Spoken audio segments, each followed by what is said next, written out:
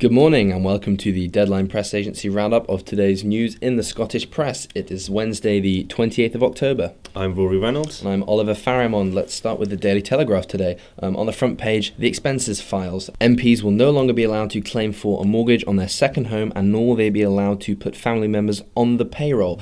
That is the result of the recommendations put forward by Sir Christopher Kelly. And this is on the front page of the Daily Mail as well today. But these changes are actually going to be phased in over 5 years rather than the sort of immediate clampdown that was promised by Gordon Brown. Some of the papers are running the story today that Westminster is taking a leaf out of Scottish Parliament, which has a facility where MSPs can stay in Edinburgh overnight as opposed to having a second home in the capital. The Scottish Daily Mail calling it MP's gravy train derailed, and they say that last night some MPs said the plan would cause a riot. And new figures have been released today about the number of cancer deaths in Scotland and different types of cancer. And on page 10 of the Daily Telegraph, they've chosen to have as their top line, more Scottish women dying from lung cancer. But in the other papers, you can see that the number of Scottish men dying of liver disease and liver cancer has gone up by something like 60%. So it's overall not a great picture for health in Scotland. That's right. A lot of stories in the papers today about health, particularly in Scotland. The Sun has gone with women drinking heavily. Several other papers have gone with smoking heavily. Moving on to the Daily Star of Scotland today, they have the holy trinity of Cheryl Cole, Katie Price and Michael Jackson. And the one thing here that caught my eye is that the first par of the Katie Price story ends with an exclamation mark, which is not something you see very often. No, it's not. And I don't think there's anything remotely shocking about the Peter Andre and Katie Price story anymore. So an unusual move there. There is a good story on page 14 of the Daily Star of Scotland today. Peter Capaldi, who plays the foul-mouthed spin doctor from number 10 in the series The Thick of It, reportedly based on Alistair Campbell, actually ended up meeting Alistair Campbell at an awards ceremony. So it's a sort of a creepy meeting of universes there. Glasgow-born actor Peter Capaldi has told how Alistair Campbell sat at the awards ceremony and insulted everyone all night, so he lived up to his expectations. He did remark, however, that Alistair Campbell was utterly charming and had him in the palm of his hand.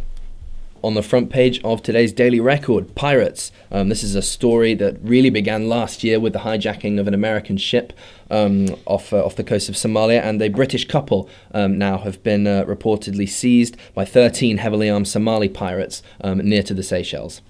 There is hope that the couple will be rescued, and the Royal Navy have been patrolling the area since November last year.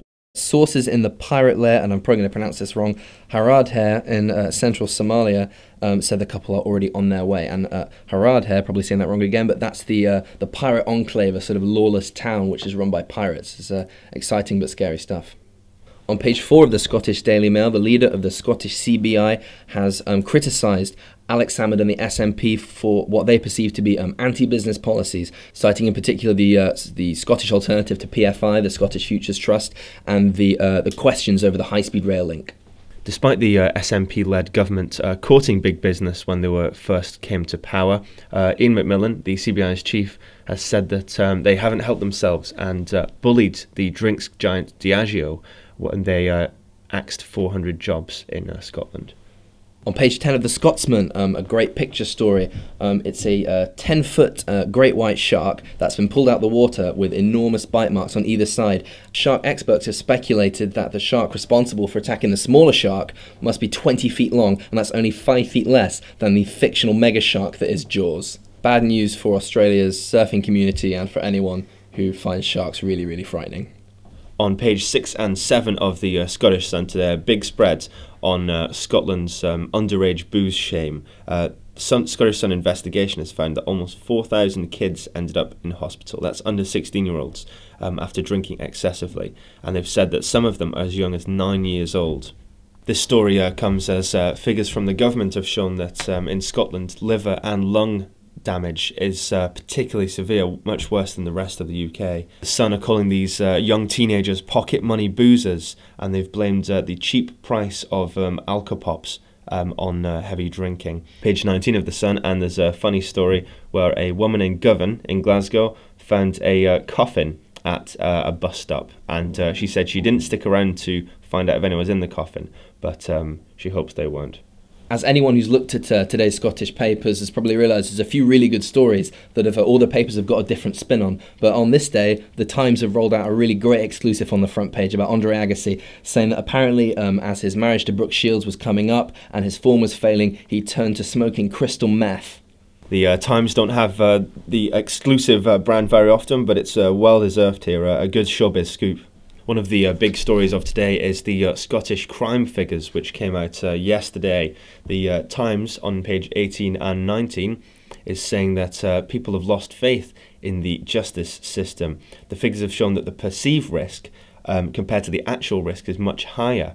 The figures have also shown that violent crime is higher in Scotland than in England and Wales. The line that the Scottish Daily Mail have taken on this is they've published the total number of crimes, which is 1,044,809, with a sort of scary picture of a knife-wielding hoodlum beneath it, saying that the SNP are failing Scots with their soft touch on justice.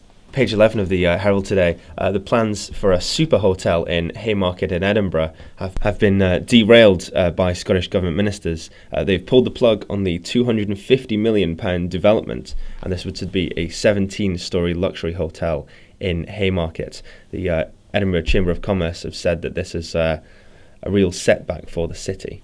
And finally, in the Daily Mirror on page 15, a doctor faces being struck off after giving a 16-year-old girl 19 doses of radiation that were 60% higher than they should have been. Lisa Norris from Ayrshire had a brain tumour and died in October 2006 after her tumour returned.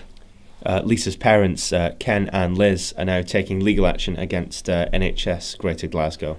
Thank you for joining us today for the roundup of today's papers. This is Wednesday, the 28th of October. I'm Rory Reynolds. And I'm Oliver Farrimond. I'll see you tomorrow morning.